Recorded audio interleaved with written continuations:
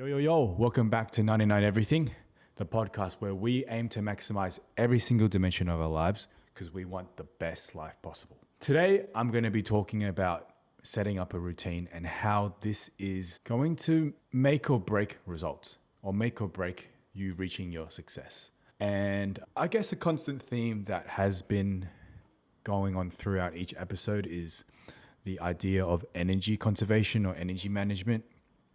And yeah, in today's episode, I'm just going to dive into how this kind of interrelates with a routine, achieving your goals, and in general, just making this as easy as possible.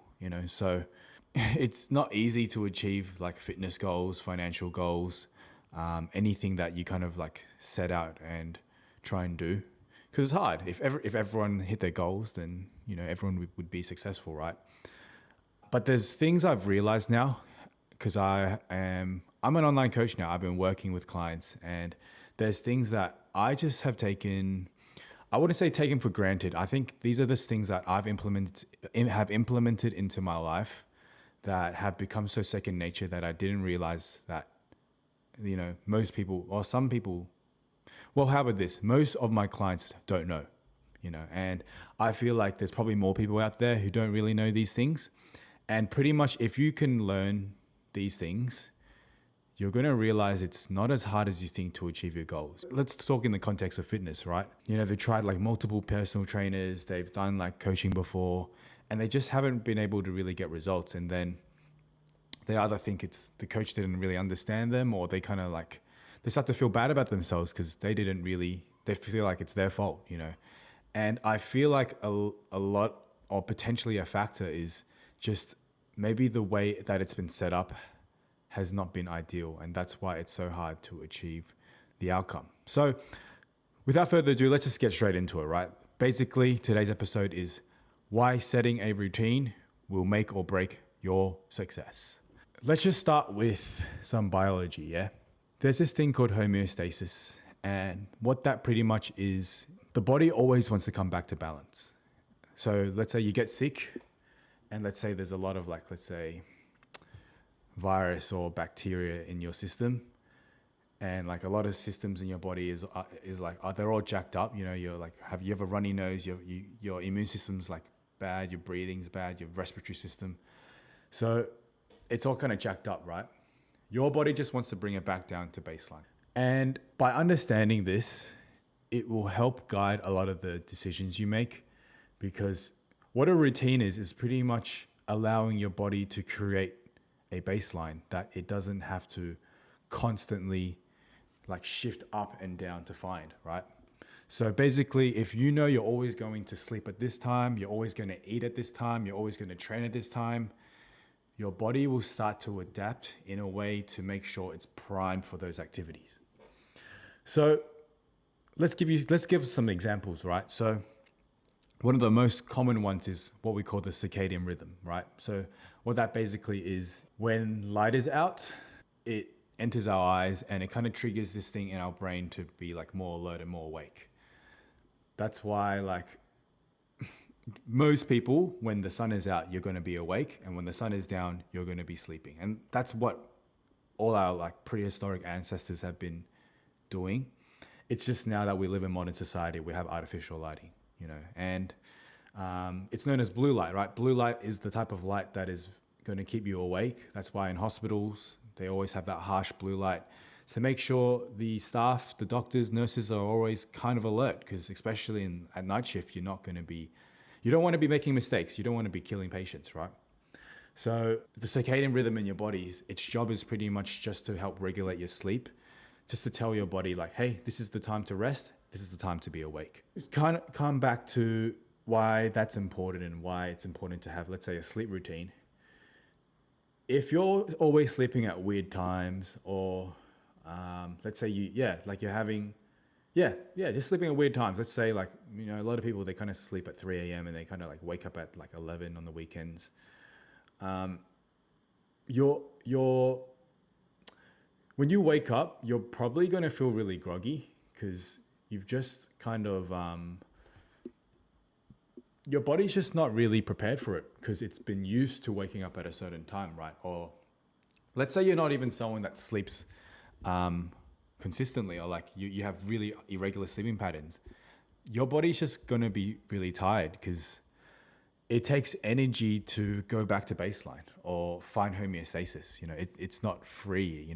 It takes energy from your body. It takes processes to work to find baseline. That's why when you get sick, you got to make sure you rest up, because if you're going to keep doing shit, there's no energy that's going to be reserved to heal your body and get back to baseline. So yeah, with sleep then, basically the more consistent you are with the time you go to bed and the time you wake up, you're going to teach your we'll call it the circadian rhythm of your body, or like the signaling of sleep for your body to get used to those times, and why that is good is now your body no longer has to exert energy to find out when you need to be awake. And it also is primed to now know, oh, okay, when, let's say Jonathan sleeps at 10:30 p.m., that's when I'm going to start winding down the processes. That's when I'm not going to be switching on, let's say, his like digestive system to like eat, or to like, what's the word?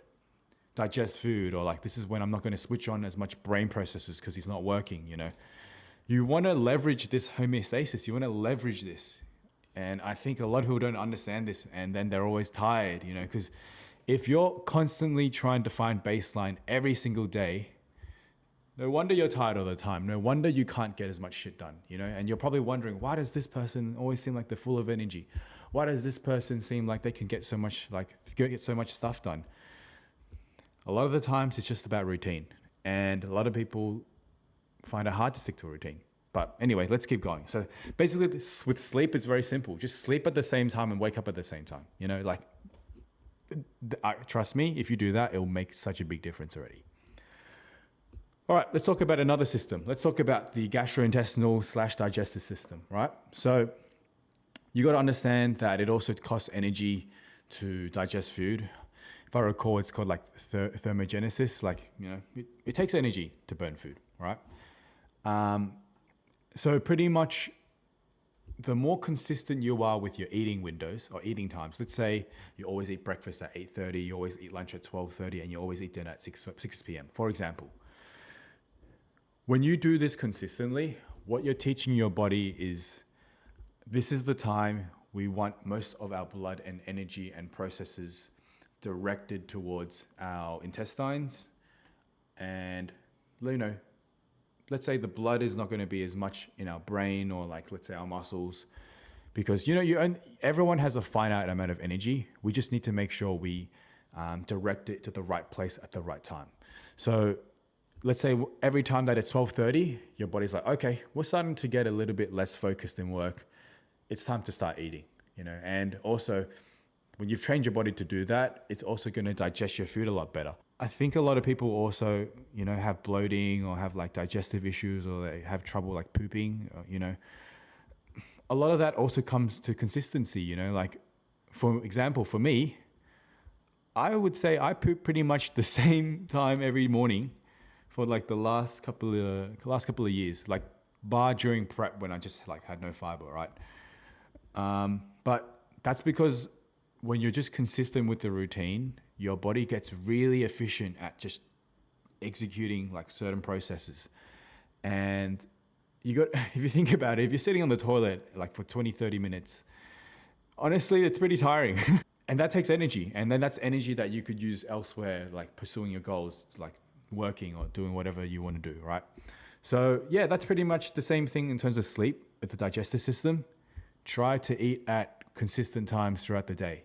Don't just surprise your body. Like if you eat like, let's say at 3 a.m., like your body's not ready for that. It's ready to sleep, so a lot of the blood is no longer in the digestive system, and it's just going to stay there and just going to like, it's going to stay in your blood. So here's an interesting thing. I actually learned this at uni.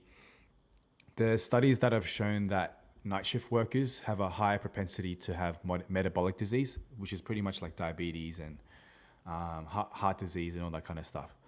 And they kind of hypothesize that the reason for that is because these people tend to eat at very weird times. Like if you're a night shift worker, you're probably working to like 3, 4, 5 a.m. in the morning.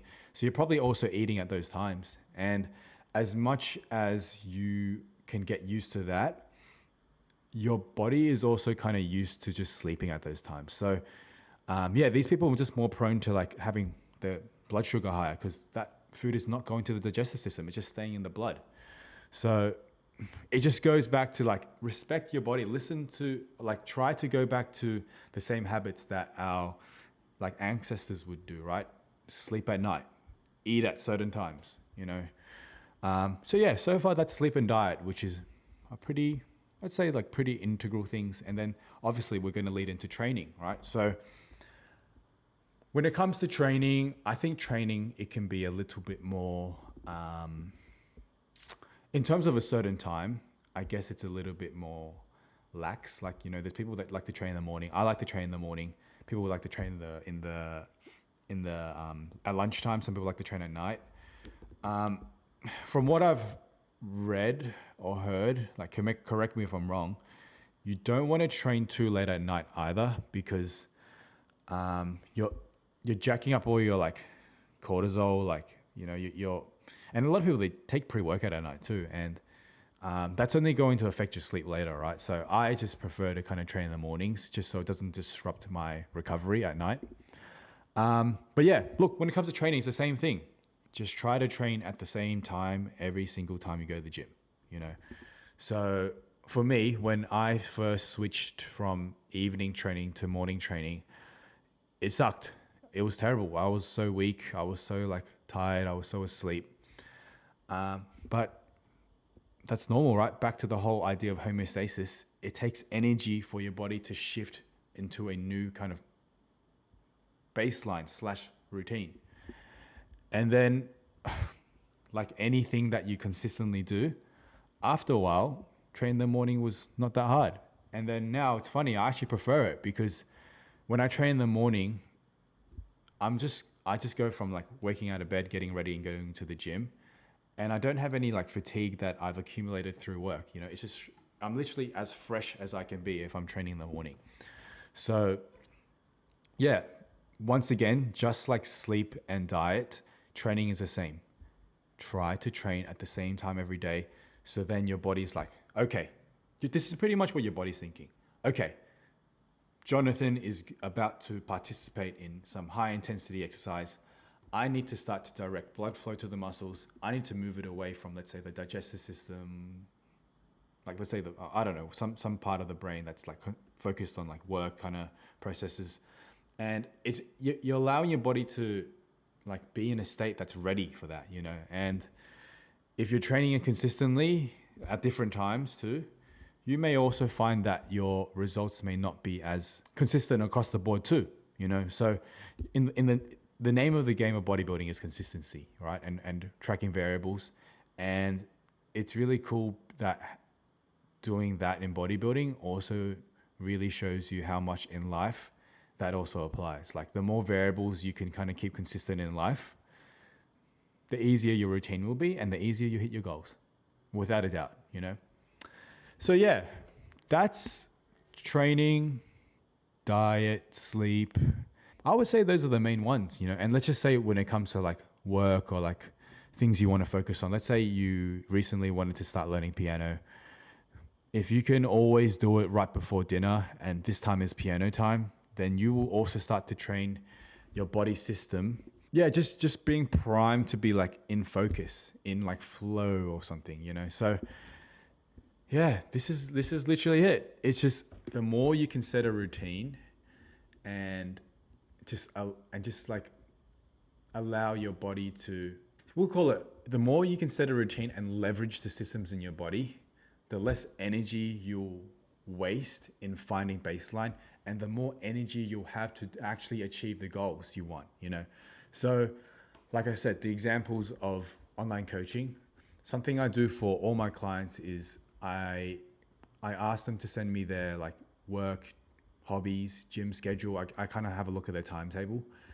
I also ask them a lot of stuff about their diet routine and like their sleep routine, and just try and get as much of a holistic look at what their current lifestyle is like, and I kind of make some like very like gentle nudges to like kind of make things a little bit more consistent throughout the board. And so far, all my clients have been having great results. Like, I think a lot of people who get into an exercise routine, like they go hard for like the first month, and then they start to drop off when like it starts to get tiring, because changing a new habit is tiring, changing the baseline / homeostasis is tiring. But if you can set up your lifestyle / environment to be as conducive to hitting those goals, such as like eating times the same, sleeping times the same, then all that, we're going to repeat it, but all that energy you once used to be consistent with your sleep is now being redirected to your training. And then you're going to get more results. And man, this is like magic. It's like secret, man.